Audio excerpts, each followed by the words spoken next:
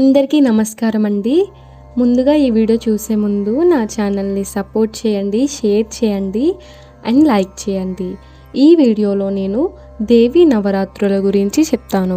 దేవీ నవరాత్రులు అసలు ఎందుకు జరుపుకుంటారు, దాని వెనుకున్న చరిత్ర ఏంటి, ఈ వీడియోలో దేవీ నవరాత్రుల యొక్క స్టార్టింగ్ డేట్ నుంచి ఎండింగ్ డేట్ వరకు, మరియు ఏ సమయంలో జరుపుకుంటారు, ఏ తిథిలో వచ్చాయి, కలశ స్థాపన ఎప్పుడు జరుపుకుంటారు, జమ్మి వృక్షానికి ఎప్పుడు పూజించాలి, ఖచ్చితంగా ఈ వీడియో అయ్యేంత వరకు ఎక్కడ స్కిప్ చేయకుండా ఈ వీడియోని చూడండి. దేవీ నవరాత్రుల యొక్క చరిత్రను మనం తెలుసుకుందాం. పురాణాల ప్రకారం శంభుడు నిశంభుడు అనే ఇద్దరు రాక్షస సోదరులు ఉండేవాళ్ళు. వాళ్ళు ఇద్దరు ఘోర తపస్సు చేసి బ్రహ్మదేవుడి నుంచి ఒక వరం కోరుకుంటారు. వారికి ఎప్పటికీ మరణం ఉండకూడదు, సంభవించకూడదు అని. అయినప్పటికీ వాళ్ళు సమానమైన ధైర్యవంతురాలైన శక్తివంతురాలైన ఒక మహిళ చేత వారి యొక్క మరణం సంభవించాలని కోరుకుంటారు. బ్రహ్మదేవుడు ఆ వరాలని స్వీకరించి తదాస్తు అని వాళ్ళిద్దరికీ వరం ఇస్తాడు.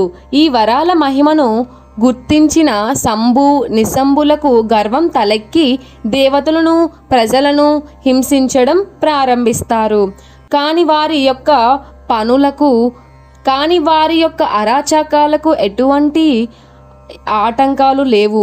వాళ్ళ యొక్క వరం వల్ల వాళ్ళ యొక్క గర్వం తలెక్కి వాళ్ళు ఎలాంటి పనులైనా సరే చేసేవాళ్ళు. ఇదంతా సహించలేని దేవతలు ఆదిపరాశక్తి అయిన అమ్మవారు దగ్గరికి వెళ్ళి వేడుకోగా అమ్మవారు ఆదిపరాశక్తిగా, కాళికాగా, కాలరాత్రిగా, కౌలికాగా ఉద్భవిస్తుంది.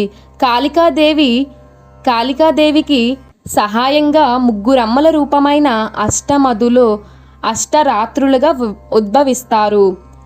బ్రహ్మణి అనే బ్రహ్మశక్తి, హంసవాహనంలో కమండలంతో వైష్ణవి అనే విష్ణుశక్తి, గరుడ వాహనంలో శంకుచక్రాలు, తామర పువ్వులు, మహేశ్వరి అనే రూపంలో వృషభ వాహనంలో త్రిశూలం, వరముద్రతో కౌమరి అనే కార్తికేయ శక్తి, వేలాయుధంతో మహేంద్ర రూపంలో ఇంద్రుని శక్తితో ఐరావతంలో, వజ్రాయుధంతో వారాహిగా, చాముండేశ్వరిగా, నరసింహనిగా, ఆయుధాలతో కమల పీఠాలలో నవరాత్రి దేవతలుగా ఆమె ఉద్భవిస్తుంది. ఈ దుర్గాదేవి శంభుడు నిశంభుల్ని సంహరించి దీంతో రాక్షసుల బారి నుంచి తప్పించిన దేవతలకి మహిషాసురమర్దిని అయిన దేవదేవిని స్మరిస్తారు.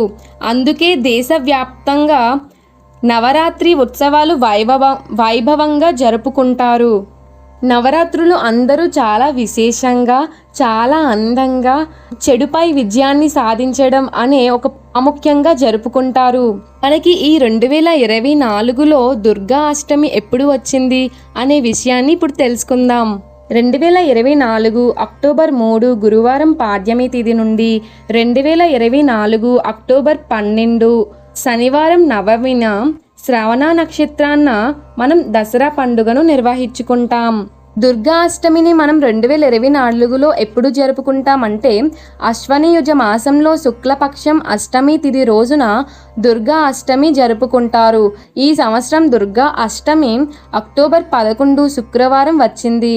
ఈ రోజున కన్యా పూజ నిర్వహిస్తారు. హిందూ క్యాలెండర్ ప్రకారం ఈ సంవత్సరం మహానవమి అక్టోబర్ 12 శనివారం జరుపుకుంటారు. ఈ సమయంలోనే వాహన పూజ, జమ్మి వృక్ష పూజ ఇలాంటి పూజలన్నీ నిర్వహిస్తారు. ఈ సంవత్సరం కలశ స్థాపన శుభ సమయం అక్టోబర్ 3వ తేదీన ఉదయం 6:15 నుండి 7:22 గంటల వరకు ఉంటుంది. దీనితో పాటు కలశ స్థాపనకు మరొక శుభ సమయం ఉంది. అది అభిజిత్ ముహూర్తం. ఇది ఉదయం 11:46 నుండి మధ్యాహ్నం 12:47 వరకు ఉంటుంది. ఈ సమయంలో దసరా నవరాత్రుల ఉత్సవాల కోసం కలశ స్థాపనని ప్రతిష్ఠించవచ్చు. అంతేకాకుండా ఈ దసరా పండుగలో పాలపిట్టను చూడటం చాలా మంచిది. పాలపిట్టను ఆ దేవి స్వరూపంగా భావిస్తారు. ఆమె యొక్క ఆశీస్సులు మనకి ఎల్లవేళలా ఉండాలని మనస్ఫూర్తిగా కోరుకుంటున్నాను. దసరా పండుగలో వాహనాలను పూజించడం చాలా మంచిది. వాహన పూజ చేయటం వల్ల మనకి ధైర్యంగా ఎలాంటి అశుభాలు జరగకుండా శుభమే జరగాలని ఆదిపరాశక్తియే మనకి తోడుంటుంది అనే నమ్మకంతో ఈ వాహన పూజ నిర్వహిస్తారు. అంతేకాకుండా ఈ రోజు జమ్మి వృక్షానికి పూజిస్తారు. జమ్మి వృక్షాన్ని ఆ దేవి స్వరూపంగా భావించి అందరూ జమ్మి వృక్షానికి పూజలు చేస్తారు. జమ్మి వృక్షం పూజ అక్టోబర్ 12, 2024 శనివారం సాయంత్రం 5 గంటలు నుంచి 6 గంటలు వరకు చేస్తారు. ఈ జమ్మి వృక్షం పూజ కూడా చాలా మంచిది. జమ్మి చెట్టును పూజించడం వెనక కొన్ని కారణాలు ఉన్నాయి. దాని వెనుకున్న చరిత్ర ఏమిటో ఇప్పుడు తెలుసుకుందాం. ఋగ్వేద కాలం నుంచి జమ్మి వృక్షం ప్రస్తావన ఉంది. జమ్మి చెట్టుని సమీ వృక్షం అని కూడా అంటారు. అమృతం కోసం దేవతలు పాల సముద్రాన్ని చిలికిన సమయంలో దేవతా వృక్షాలు కూడా వచ్చాయని, అందులో సమీ వృక్షం కూడా ఒకటి ఉందని చెప్తూ ఉంటారు. అప్పట్లో దీన్ని అగ్నిని పుట్టించే సాధనంగా ఉపయోగించారని, అందుకే అరణి అని కూడా అంటారని పండితులు చెప్తూ ఉంటారు.